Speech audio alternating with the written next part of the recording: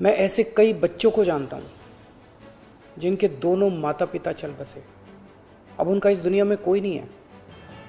मैं ऐसे सभी बच्चों को कहना चाहता हूँ कि उनके दुख को मैं समझता हूँ, पर आप चिंता मत करना बच्चों, आप अपने आप को अनाथ मत समझना। मैं हूं ना, किसी भी बच्चे की पढ़ाई बीच में छूटने नहीं देंगे। आप सबको नमस्कार।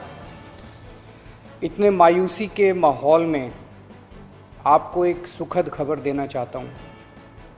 पिछले 24 घंटों में कोरोना के दिल्ली में 10,000 से कम केस आए हैं। पिछले 24 घंटों में लगभग 8,500 केस आए हैं दिल्ली में। पिछले कई दिनों से दिल्ली में बहुत ज़्यादा केस आ रहे थे। 20 अप्रैल को तो 28,000 से भी ज़्यादा केस आए थे। आज 8,500 केस आए हैं। कई दिनों में पहली बार 10,000 के नीचे केस आए हैं। दिल्ली में संक्रमण दर भी काफ़ी कम हो गई है। पिछले 24 घंटों में संक्रमण दर केवल 12% रह गई है। संक्रमण दर का मतलब अगर हम 100 लोगों का टेस्ट करते हैं तो उसमें कितने लोगों को कोरोना मिलता है। ज़्यादा संक्रमण दर का मतलब होता है कि कोरोना बहुत ज़्यादा फैला हुआ है। आज ये संक्रमण दर केवल 12% आई है। 22 अप्रैल को ये 36% तक पहुंच गई थी दिल्ली में संक्रमण दर। इसका मतलब दिल्ली में अब काफ़ी कम लोग बीमार पड़ रहे हैं। अस्पतालों में भर्ती लोगों की संख्या भी अब काफ़ी कम हो गई है।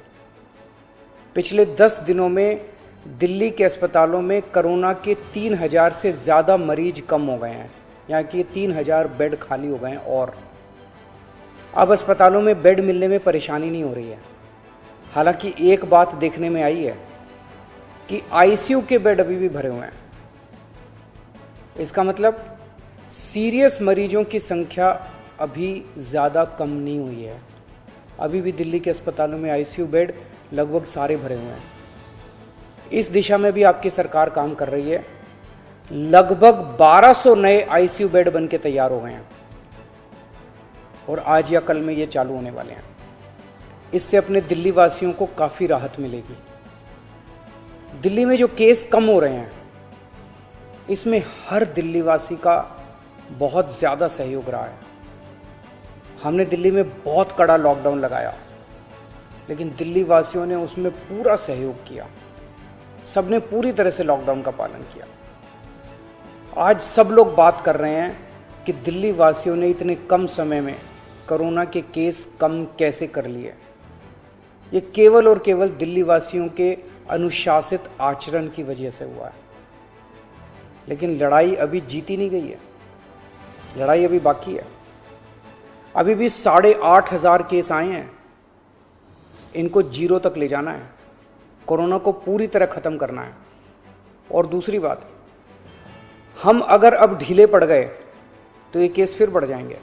कोई गारंटी नहीं है कि ये कम ही रहेंगे, फिर से दिल्ली पे मुसीबत आ सकती है। इसीलिए किसी भी हालत में ढिलाई नहीं करनी, कड़ाई से लॉकडाउन का पालन करना है और कोरोना से बचने के जितने भी उपाय हैं वो सारे लागू रखने हैं। दिल्ली सरकार भी अपने इंतजामों में कोई कमी नहीं छोड़ रही। हम अभी और नए ऑक्सीजन बेड बना रहे हैं, ऑक्सीजन के कई हजार सिलेंडर खरीद रहे हैं, नए नए आईसीयू बेड बना रहे हैं, ताकि भगवान ना करे अगर कोरोना के केस फिर से बढ़ गए तो हमारी तैयारी में कोई कमी नहीं होगी। पिछले कुछ दिनों में बेहद दुखदाई, बहुत दुखदाई दिन बीते। पिछले सभी कोशिशों के बावजूद हम अपने कई दिल्ली वासियों को बचा नहीं पाए। कई परिवारों में तो 1 से ज़्यादा मौत हुई है। मैं भगवान से प्रार्थना करता हूँ कि इन सभी आत्माओं को शांति प्रदान करे। मैं ऐसे कई बच्चों को जानता हूँ जिनके दोनों माता पिता चल बसे, अब उनका इस दुनिया में कोई नहीं है। मैं ऐसे सभी बच्चों को कहना चाहता हूँ कि उनके दुख को मैं समझता हूँ, पर आप चिंता मत करना बच्चों, आप अपने आप को अनाथ मत समझना। मैं हूं ना, किसी भी बच्चे की पढ़ाई बीच में छूटने नहीं देंगे। हर बच्चे की पढ़ाई जारी रहेगी। हर बच्चे की पढ़ाई और उन बच्चों की परवरिश का खर्चा सरकार उठाएगी।